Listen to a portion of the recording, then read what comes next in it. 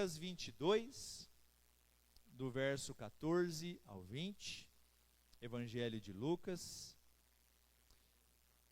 glória a Deus.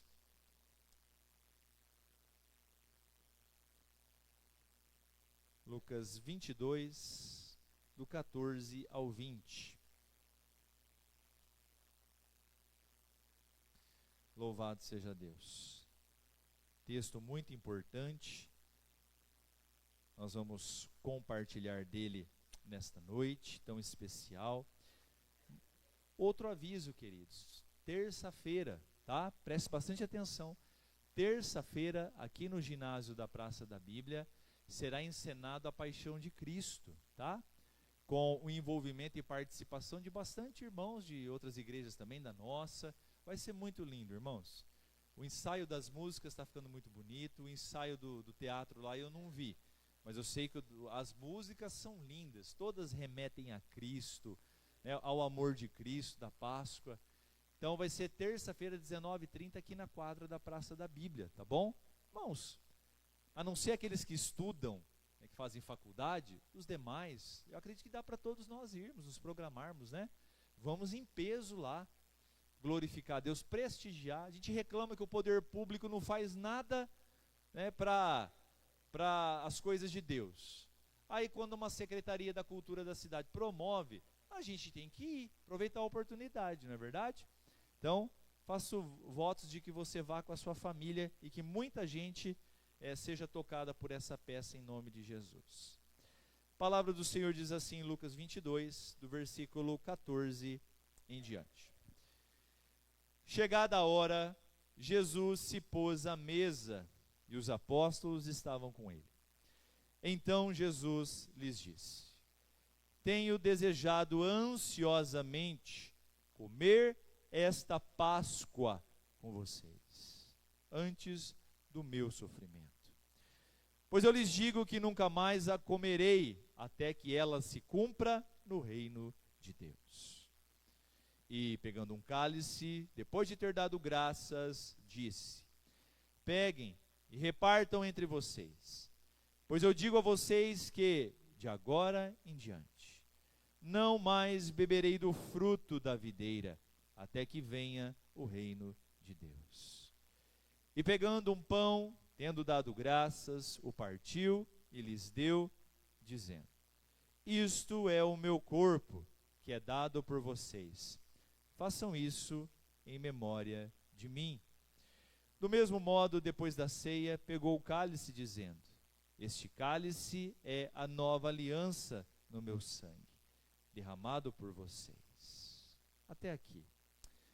Pai, nós te bendizemos, te glorificamos por essa noite tão especial, noite de glorificarmos e exaltarmos o teu nome, o nosso Cordeiro Pascal, aquele que se entregou por nós, aquele que levou sobre si a nossa culpa, aquele que pelo sangue precioso lavou a nossa mente, lavou o nosso coração, nos fez nova criatura, na nova aliança no teu sangue.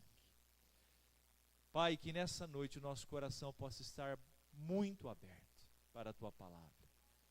E aqueles que vão participar da mesa do Senhor, que se encontram aptos para isso, o possam fazer discernindo o corpo e o sangue de Jesus, sabendo o que estão fazendo, com consciência, com temor e tremor.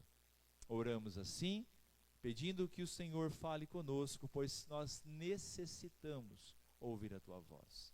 Oramos no santo e precioso nome de Jesus.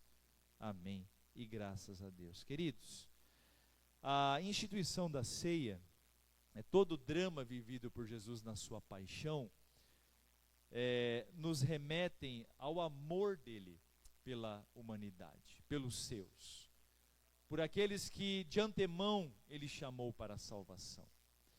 É algo, irmãos, inexplicável.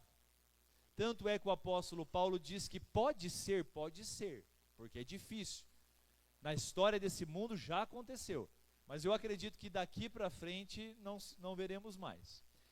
Pode ser que alguém ouse morrer por um justo, ou por uma boa causa, mas irmãos, o difícil é alguém morrer pelo injusto, pelo culpado. E aí você pode pensar assim, esse injusto que o apóstolo Paulo está falando, ou esse injusto pelo qual Jesus morreu, pode ser o Fernandinho Beiramar, pode ser o finado, poderia ser o finado Castor de Andrade, bicheiro lá do Rio de Janeiro, ou aquele político corrupto, ou aquela pessoa marginal. Eles também estão contidos nisso. Mas a primeira pessoa que tem que vir à mente sou eu. O maior pecador está diante de você todos os dias. Quando você vai escovar o dente, lavar o rosto, somos nós. E foi por nós que ele se entregou. Toda a paixão, a agonia, a dor, o sofrimento, a humilhação. Imagina só, o próprio Deus ser pendurado no madeiro e sacrificado, tornado ali maldição, porque a cruz era maldita. A cruz era uma morte para insurgentes, para gente da pior categoria, classificada pelos romanos na época. Era algo maldito, morrer na cruz era vergonhoso, era uma exposição. Por quê? Porque era uma morte, irmãos, extremamente trágica. Eu acredito que muitos aqui gostam de estudar a Bíblia e já estudaram a agonia física, o sofrimento do corpo numa morte de crucificação. É uma morte proposital. Os romanos desenvolveram um instrumento de tortura. A pessoa vai asfixiando lentamente, sem falar das feridas causadas pelos grandes pregos que atravessam mãos e pés. No caso de Jesus, a coroa de espinhos, que cada um diz que tinha um tamanho espinho, não dá para precisar, mas com certeza era algo que entrou no crânio. E sem falar que quando o indivíduo ia para o madeiro, ele já estava praticamente morto quase. Ele já havia apanhado tanto. Eles apanhavam com um instrumento chamado tribulo. É por isso que a gente fala tribulação. Quando a gente quebra a unha do dedinho, porque hoje a tribulação dos crentes hoje é no máximo quebrar a unha do dedinho, comparado com os nossos irmãos da igreja primitiva. Estou passando uma tribulação. Vem da onde? Tribulo. Chicote com ossos na ponta, serrilhados ao contrário, que eram para serem dados pelo carrasco nas costas do indivíduo, no corpo onde pegasse, e ao puxar, arrancar a carne. E junto com a carne, vasos, terminações nervosas. Então, essa foi a paixão de Cristo. E tudo isso ele sofreu, padeceu, por amor daqueles pelos quais ele havia de salvar. A ceia marca um tempo final de caminhada dele com os seus apóstolos. E já acena para a cruz, para o Gólgota. E quando a gente fala da ceia do Senhor, ela toca o nosso coração e ela nos fala em três dimensões diferentes. A ceia ela se divide em três dimensões, em três aspectos. O primeiro dele é o passado, o segundo aspecto aponta para o presente e o terceiro aspecto aponta para o futuro. Então, quando a igreja de Cristo, o que nós estamos fazendo aqui hoje, não foi invenção de uma denominação, não foi a invenção de um ser humano, de um homem qualquer. Isso aqui não foi instituído por homens. A ceia do Senhor foi instituída por Jesus. E ela é o que nós chamamos de sacramento. Eu gosto mais de como os batistas veem a ceia. Eu acho que a palavra melhor não é sacramento, é ordenança. Mas a nossa igreja ela entende como sacramento, tá? seja sacramento ou ordenança, foi algo que Jesus instituiu. E ele disse que a igreja deveria fazer isso até que ele venha. Então nós estamos vivendo uma ordem de Jesus. Ele celebrou a primeira ceia, nesse aspecto sacramental. E nós continuamos fazendo isso há 2000 anos. E faremos até que ele venha. E por quê, pastor? Porque ela traz uma dimensão no passado.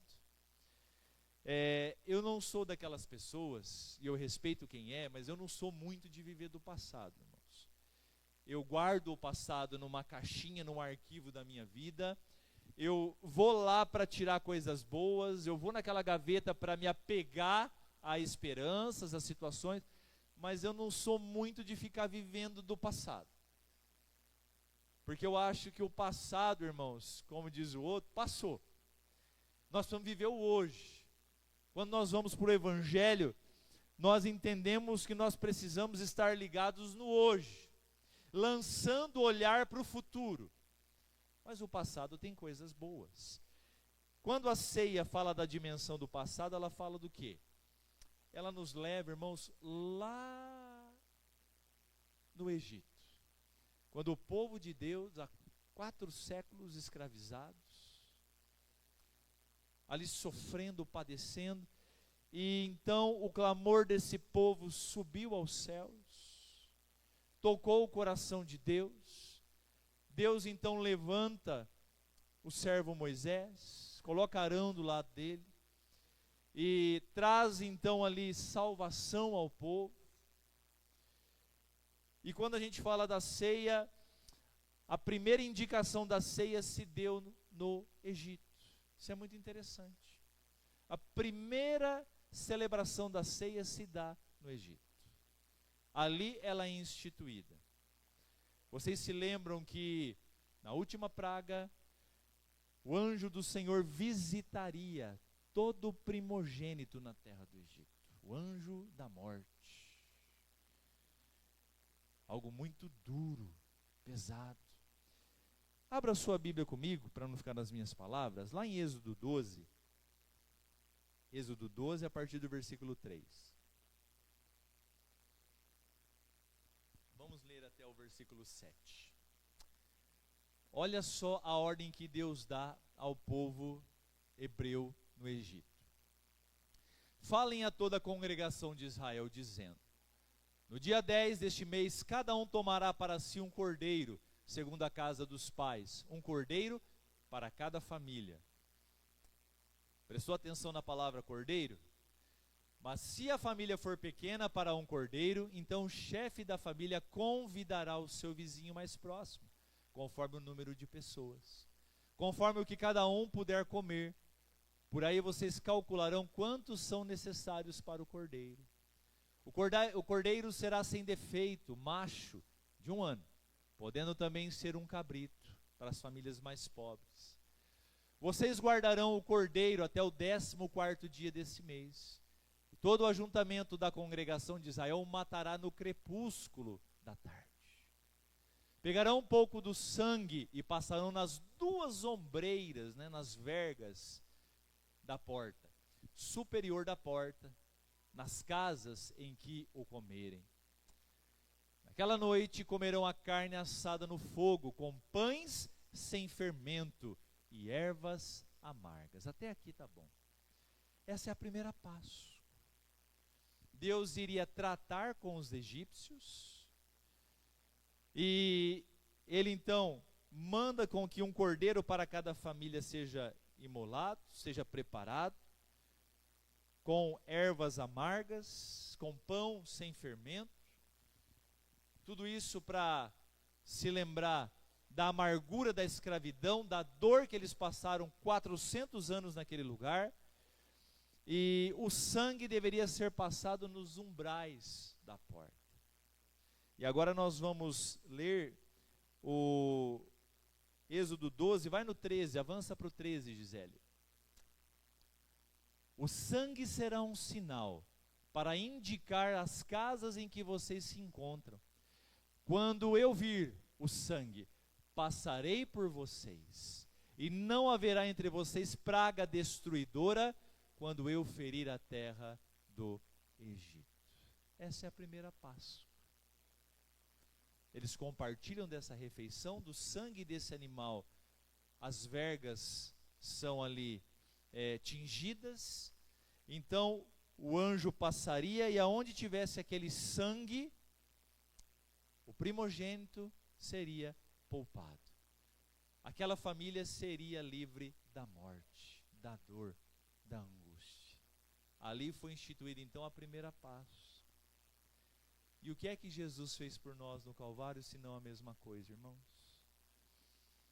Quando o Cordeiro de Deus no Calvário é imolado, e todo o seu sangue como oferta de libação, oferta líquida é derramada. Esse sangue então, ele é aspergido, como ele foi passado na verga da porta, como um sinal para que o anjo não visitasse aquela casa. O sangue do Senhor, ele é derramado sobre aqueles a quem o Senhor deseja salvar. E tal pessoa então é livre da morte, é livre do poder condenatório do pecado, é livre da eternidade sem Deus. Então essa Páscoa celebrada lá no passado, lá no Egito, ela aponta para a cruz do Calvário. A ceia, irmãos, é um lembrete do sinal de que o Senhor nos livrou da morte. E agora nós estamos debaixo do sangue da nova aliança. Olha que coisa especial, irmãos. Quanta gente tem sido alvo das pragas desse mundo. Pessoas todos os dias morrendo e descendo, infelizmente, as escadarias do inferno. Mas o Senhor proveu para nós o Cordeiro que João diz, e retrata ele como o Cordeiro de Deus que tira o pecado do mundo. João Batista diz: eis aí o Cordeiro de Deus que tira o pecado do mundo. O Cordeiro Pascal, como narra o doutor Lucas, o evangelista Lucas. Então a ceia no passado aponta lá atrás para o que o Senhor fez no Egito, livrando o seu povo da dor, da morte. Mas a ceia também fala do presente. A ceia celebrada no dia de hoje traz à nossa memória o sacrifício salvífico do Senhor. Por que que nós continuamos celebrando a ceia? Nós a realizamos mensalmente. Não há nenhum impedimento para fazê-la todo o culto, ou para fazê-la a cada 2 meses, enfim, não há nada que nos aponte para uma obrigatoriedade de fazer como fazemos. Mas fazemos mensalmente, para que a gente mantenha acesa a chama da esperança. Porque a ceia no presente fala dessa esperança, de trazermos à memória a entrega sacrificial de Jesus, e como igreja nos estimularmos, irmãos. Eu vou ler um texto com vocês, o autor da carta aos Hebreus, lá no capítulo 10, do verso 23 ao verso 25, ele diz algo muito bonito, e é uma dó que muita gente não respeita isso aqui, muita gente não coloca isso aqui em prática, e é por isso que está, como o texto lá de 1 Coríntios 11, está ficando fraco, doente e morrendo espiritualmente. Olha só o que o autor da carta aos Hebreus fala para nós: guardemos firme a confissão. O que é guardar firme? Tem alguma coisa que você guarda firme? O que você guarda firme na tua vida? Guardar firme para mim, isso aqui, não é? É segurar com firmeza, é não deixar cair.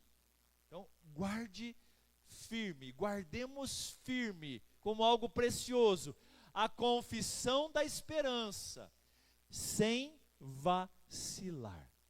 Pois quem fez a promessa é fiel. Verso 24. Cuidemos também de nos animar, nos estimularmos uns aos outros no amor e na prática de boas obras. O que esse texto está falando? Que nós temos que guardar a palavra de Deus e também nos animarmos mutuamente na prática das boas obras, da servidão ao Senhor. 25. Não deixemos de nos congregar, como é costume de alguns. Pelo contrário, façamos admoestações. Chame a atenção, é para chamar a atenção daqueles que têm se afastado, para que venham novamente. Ainda mais agora que vocês veem que o dia com D maiúsculo, preste atenção lá, que o dia se aproxima. Por que esse dia está com D maiúsculo? É o dia da vinda. O dia da vinda do Senhor está próximo, irmãos.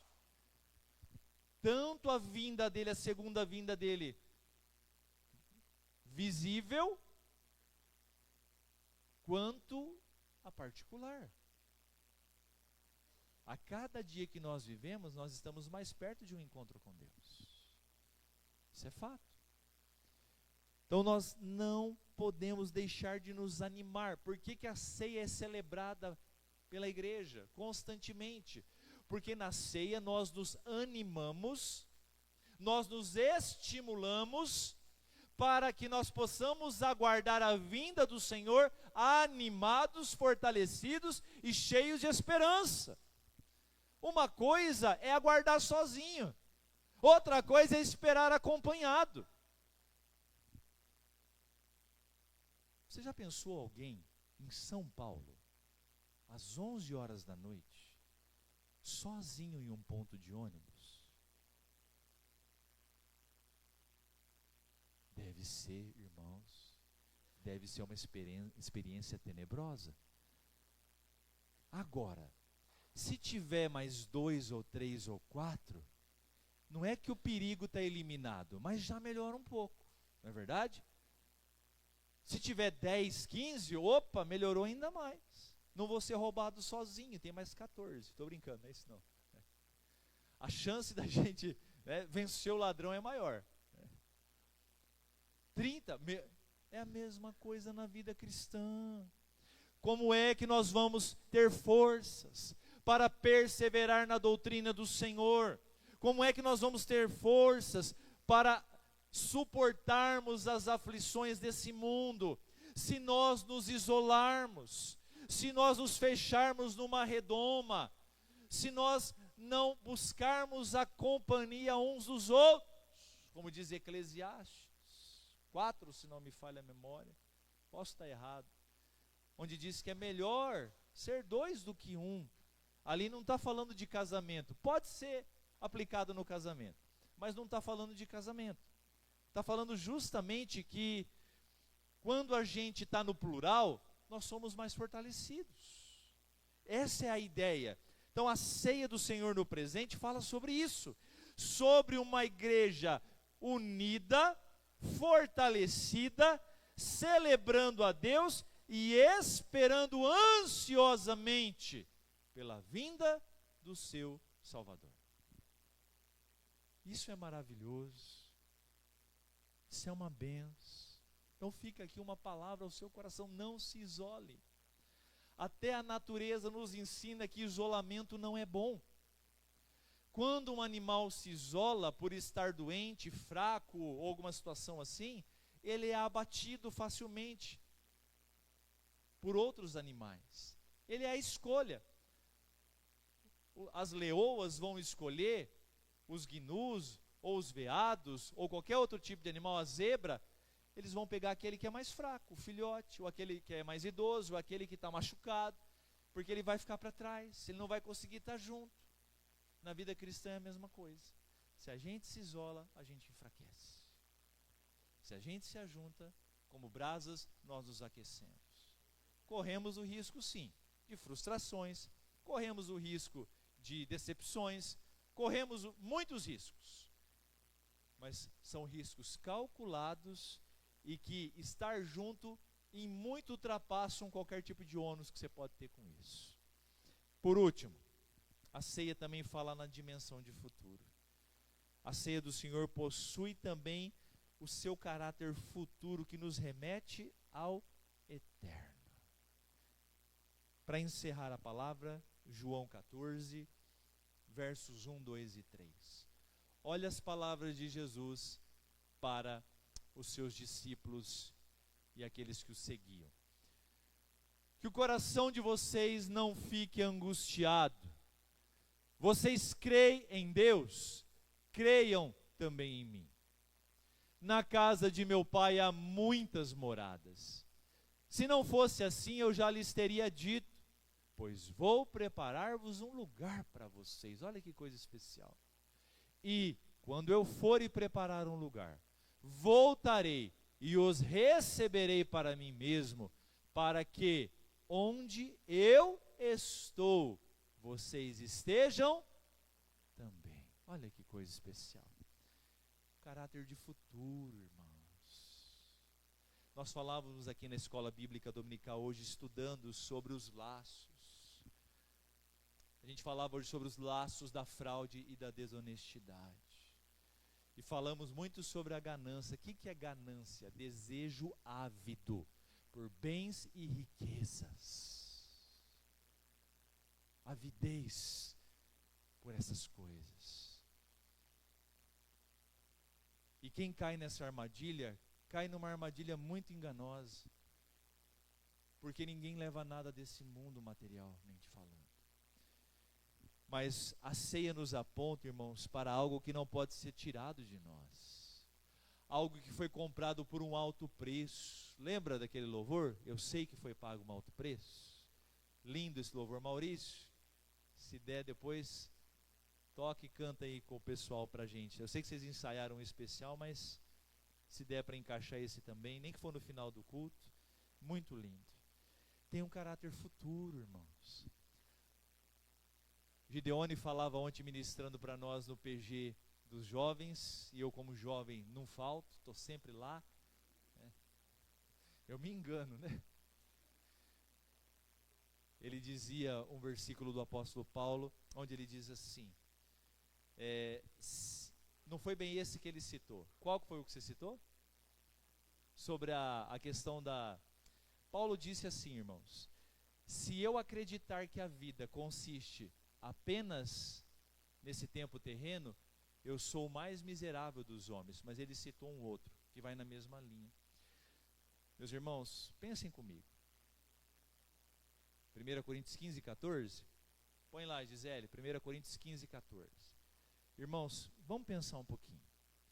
Se a vida consistir só nesses 80, 70, 60 anos aqui que as pessoas vivem nesse mundo, a gente seria as pessoas mais miseráveis dessa terra. Nós seríamos como os existencialistas, que acreditam que a vida se desenvolve do nascimento à morte, entre esse ato e esse espaço, é viver, é curtir a vida, é fazer o que vem na telha e acabou.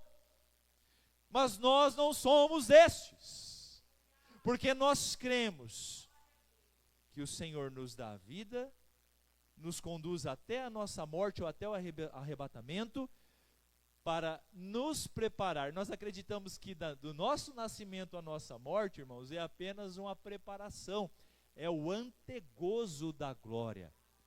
Porque eu e você não seremos cidadãos dos céus, nós já o somos, pelos méritos de Cristo. Tanto é que, como o Senhor Jesus disse a Maria, irmã do querido Lázaro, e a Marta, ele disse assim, Senhor, se o Senhor tivesse chegado antes, tal, não, seu irmão viverá. Eu sei, ele vai ressuscitar, não é no último dia. Aquele que crê em mim, ainda que esteja morto, viverá. A ceia do Senhor fala disso, de um futuro de eternidade, onde o próprio Jesus ainda em carne, como Deus homem nesse mundo, deixou registrado essas palavras: eu vou para o meu Pai. Vai chegar um tempo que eu não vou ficar com vocês aqui o tempo todo. Eu vou enviar o Consolador. E ele está entre nós, o Espírito de Deus. Eu vou enviar ele. Eu vou voltar para o Pai. E eu vou preparar moradas, muitas moradas, para que onde eu estou, vocês estejam também. Então, meus irmãos, a ceia do Senhor fala e garante para nós que a vida não é só isso aqui. A vida é muito mais. E ela será vivida na sua plenitude, quando nós, glorificados, adentrarmos a Nova Jerusalém e passarmos a eternidade com o nosso Deus. Mas até lá tem vida, e vida abundante. Jesus disse em João 10:10, o ladrão vem para matar, roubar e destruir. O papel do diabo e o papel do nosso coração perverso é matar, roubar e destruir. Mas Jesus disse, eu vim para que vocês tenham vida, e vida com abundância. Você que já nasceu de novo, que já recebeu Cristo como seu único e suficiente Salvador, já teve o seu nome escrito no livro da vida, você já é um cidadão do céu. E há abundância de vida para você nesse mundo. E quando se fala em abundância de vida, não pense pequenininho não. Não pense em coisas financeiras não. Pense em abundância como gozo, presença, alegria do Espírito Santo, unção do Espírito Santo para proclamar as boas novas de salvação. Abundância é presença de Deus, irmãos. É paz com Deus. Vamos ficar de pé? Quero convidar os nossos presbíteros.